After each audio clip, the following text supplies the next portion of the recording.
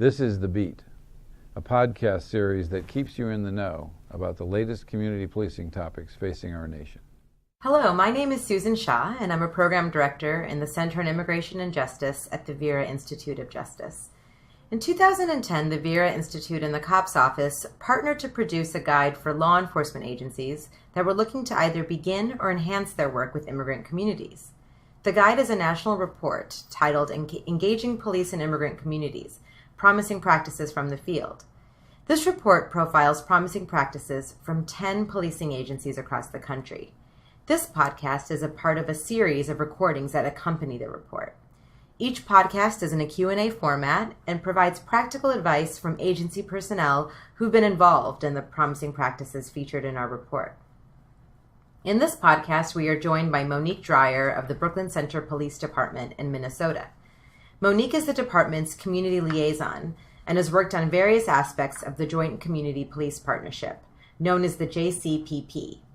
She's here to talk about how to work with multilingual communities when you are not bilingual and how to get officer buy-in when you're starting out as a civilian liaison. Thank you for joining us today, Monique. Thank you. I'm very happy to be here. Monique, can you tell us briefly about what the Joint Community Police Partnership is and also describe your role? Sure. The JCPP, or Joint Community Police Partnership, is a program that was designed to build bridges between our new American community and the police department in Brooklyn Center. The program achieves this through a three-pronged approach, if you will. First, we improve community members' knowledge of what the police do or police procedures and laws. And secondly, we improve our patrol officers' knowledge of the new American communities. In my opinion, most importantly, we provide that opportunity for positive interaction between our foreign-born and mainstream populations and law enforcement.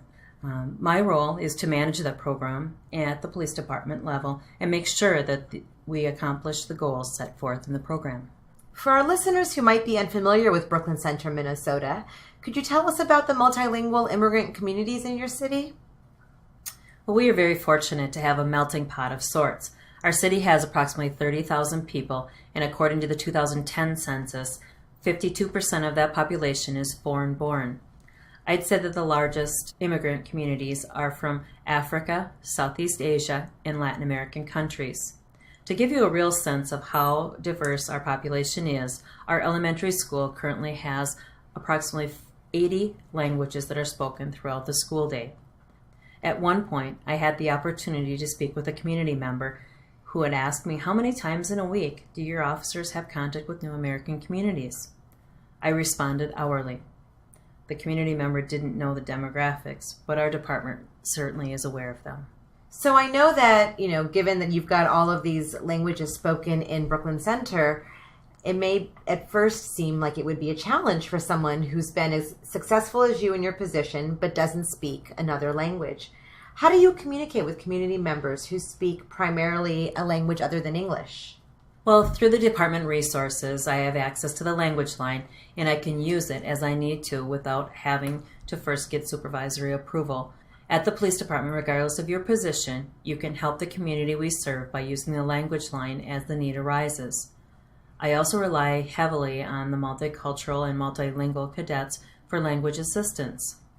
We currently have 4 officers, 1 cadet, and 1 record staff that is either bilingual or multilingual, and they have been extremely helpful when I have to go out into the community to give a presentation and or need the live interpreter.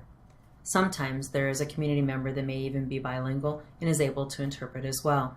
So those are some really important resources. Have you developed any other techniques to build rapport with community members who speak little or no English? I found that simply smiling and using facial expression to show a sincere interest in the person is universally understood across languages and cultures. If someone can speak some English, I've found that patience and listening very intently to what is being said can be very valuable. It shows the person that you care and that you're making an effort to understand. I think people from various cultures can sense if someone's patient and interested based on their overall body, language, and demeanor. We had a Hmong family, and in this family, mom and dad only were able to speak Hmong, and the victim was only able to communicate because she was deaf or hard of hearing by signing. So by taking an officer, one of our multicultural cadet, now officer, out with me to be able to meet with the family, we were able to get them the resources that they needed, not only as a family, but also to be able to open up communication with the family, whether it be mom, dad, or the siblings, so that the victim was able to communicate. So that's a really powerful story of how you really were able to break the ice, so to speak. What other advice would you give to a non-bilingual person who's beginning outreach efforts in multilingual communities? Well, I found that to build real, meaningful relationships, I had to be humble enough to tell people when I didn't know or understand something. I would ask a lot of questions to learn about the cultural do's and don'ts. Building relationships is not an easy business. It is not accomplished overnight. I would follow up with people on a regular basis and make good on the promises that I would make to them, and also provide them with the needed information that was culturally appropriate to their specific concern or need. It takes a lot of conversations, education, and follow-ups, but in the end, it is totally worth it. So now I'd like to switch gears and talk about how you gained the trust of another group that you work very closely with, police officers. Police officers sometimes joke that they're taught to trust no one, especially a non-officer. When you first started out in this position as a civilian liaison, how did you get officers to trust you? Well, initially I was given a blank slate to develop the program, so that I had to develop a program from the ground up that involved not only getting to know the community, but also getting to know the officers. In the first year, it was my goal to know one personal thing about each officer.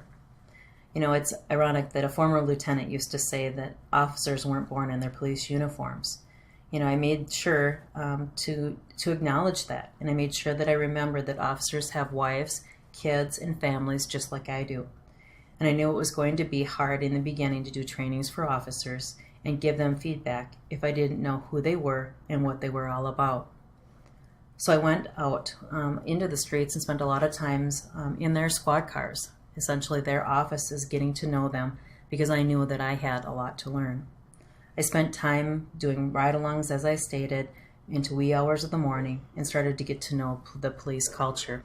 I asked a lot of questions, sometimes perhaps too many, and I had to be okay with telling them that I didn't know things and asking them to explain things to me. I did a lot of listening as well. These are great strategies, and it seems like what you really are, focusing on is how important it is to have a personal approach when you're working with not only community members but also officers. What other advice would you give to someone who's, who would be in your position in a newly hired civilian liaison role on how to get police officer support and buy-in?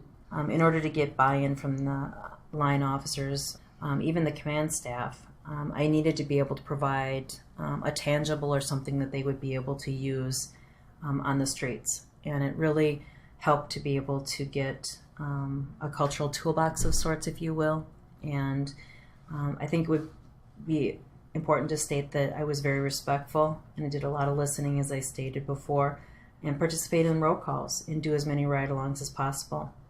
The more time that I was able to spend with them, the better that I was able to get to know them, and then also for them to get to know me. If you can, I think it's important to have have a resource guide or a cultural toolbox, as I mentioned a little bit earlier, for officers to be able to use when they are out in the street.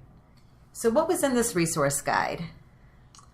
Oh, anything from maybe it's a food shelf. If they come in contact with an individual, they may need a food shelf. Maybe it's a domestic violence shelter. Anything that an officer might come in contact with. So you basically provided them with all these resources they probably didn't know about in a lot of ways that you were learning about from the community, or? As I would learn things, I would share them with the police officers, and we try to update that as often as we can. Currently, we now have a resource guide that is designed for domestic violence specifically, and we've been able to break that down into the different categories. So there's one in the command area and the shift sergeants area that they can have readily available to them as the need arises. I can see it being useful to command and also to patrol. Was there anything else that you did specifically to get command staff buy-in? I think that attending meetings as requested by either the chief and or the command staff, but also to be able to offer maybe input in areas that may be appropriate, such as to crime trends. I would also attend the Crime Reduction Strategy, or we refer to as CRS, which is a weekly meeting where command staff come together and they review the crime data and see if there are any trends and brainstorm ideas. Sometimes I would just go to hear about what the concerns were. It may not even be an issue that I would be dealing with, but found that when it was helpful, I would speak up about my experiences, perhaps even in the meeting or away from the meeting on a one-on-one basis, however I felt that it would be helpful. I've helped out in very sensitive cases where both the community and the department's trust in me have allowed me to truly serve both groups. I think it's important to know in a position like this that you have a foot in both worlds, and once the command staff and your patrol officers see that you do have a foot in the community as well as the department, it bodes well for you. Thank you very much for these great tips on working with two very different groups, multilingual communities and police officers. Thank you so much for having me. The Beat was brought to you by the United States Department of Justice COPS Office. The COPS Office helps to keep our nation's communities safe by giving grants to law enforcement agencies, developing community policing publications, developing partnerships, and solving problems.